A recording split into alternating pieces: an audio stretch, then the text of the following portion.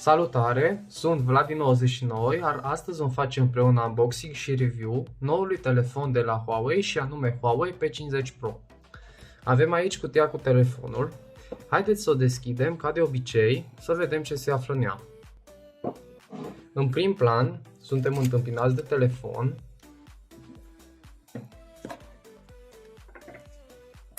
Mai departe avem cheița pentru SIM tray,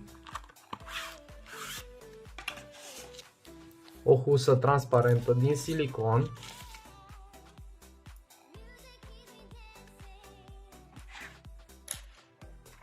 încărcătorul Huawei Supercharge de 66 de W și un cablu USB tip C. Vom lăsa cutia dispozitivului la o parte, iar de acum ne vom concentra pe telefon.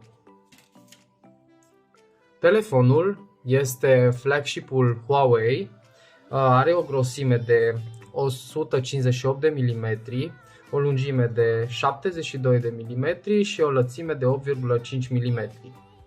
Greutatea, inclusiv bateria, este de aproximativ 195 de grame.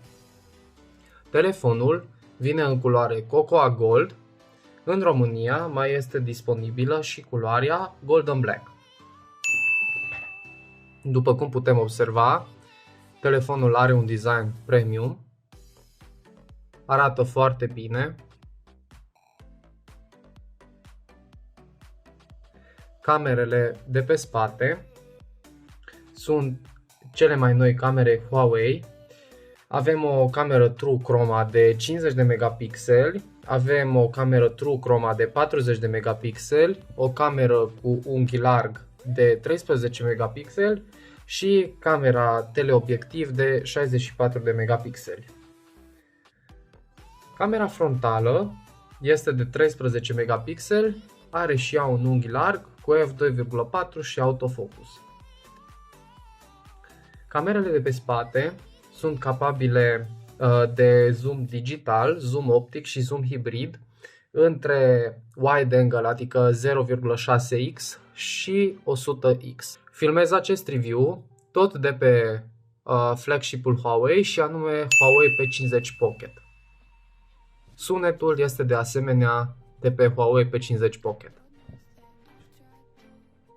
Telefonul are un ecran cu niște culori foarte plăcute și foarte vii.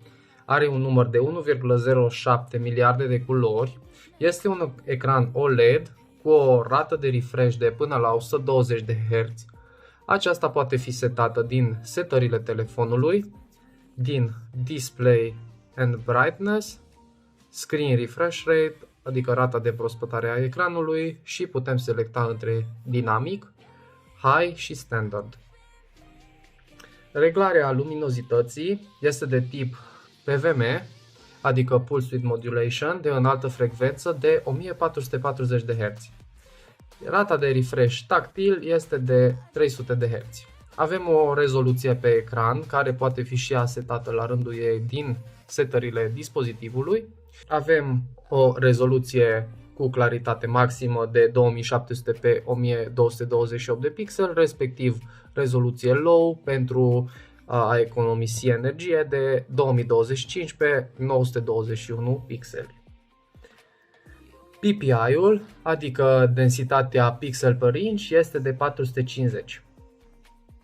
Telefonul vine însoțit de un procesor Qualcomm Snapdragon 888 4G. Este vorba de un procesor octa-core cu un nucleu de 2,84 GHz, 3 de 2,42 GHz și 4 Cortex-uri A55 de 1,8 GHz. GPU-ul este un Adreno 660. Memoria internă a telefonului este de 256 GB și memorie RAM de 8 GB. Ceea ce țin să precizez în mod special este bateria telefonului. Este vorba de o baterie cu o capacitate de 4360 de mAh.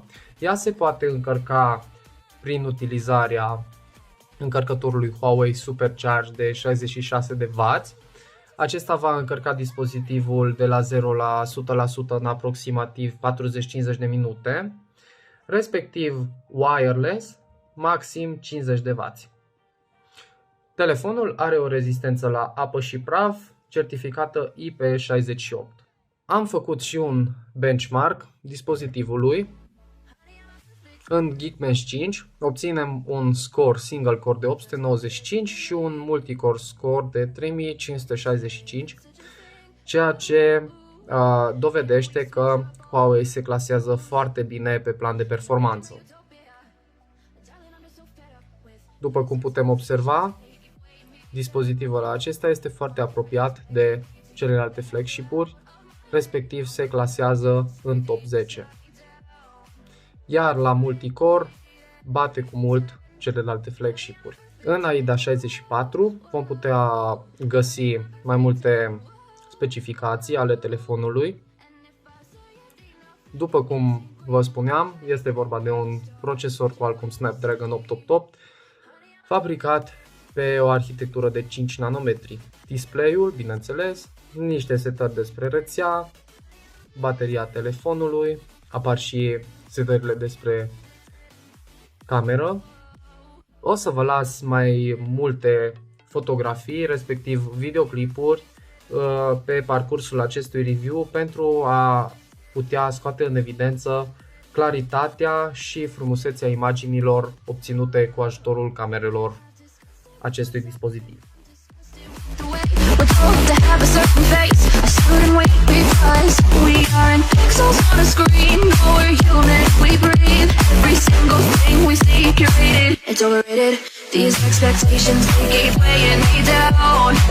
My heart is begging me to get the hell out of my head. I'm trying to live inside the upside down for a minute and pretend, honey, I'm a perfect 10. Whoa, honey, I'm a perfect 10. Referitor la camerele principale ale dispozitivului, trebuie precizat faptul că aceste camere sunt însoțite de Huawei XD Optics, care permit fotografierea cu o claritate superioară, iar motorul de imagine upgradat, adică XD Fusion Pro, ajută la reproducerea detaliată a imaginii. Cu ajutorul Super Zoom vom putea surprinde mult mai multe detalii decât până acum. Avem un zoom de până la 100x. Bineînțeles, acest zoom este mult mai potrivit când se fac poze la exterior și, după cum am precizat, o să vedeți pe parcurs mai multe imagini surprinse, inclusiv cu ajutorul acestui zoom. Cam atât despre Huawei P50 Pro. Dacă v-a plăcut acest videoclip, nu uitați să dați like, share și subscribe canalului Vladi99. Activați și clopoțelul, deoarece va urma și review-ul despre Huawei P50 Pocket făcut de Diana. I won't look back when you're around. I won't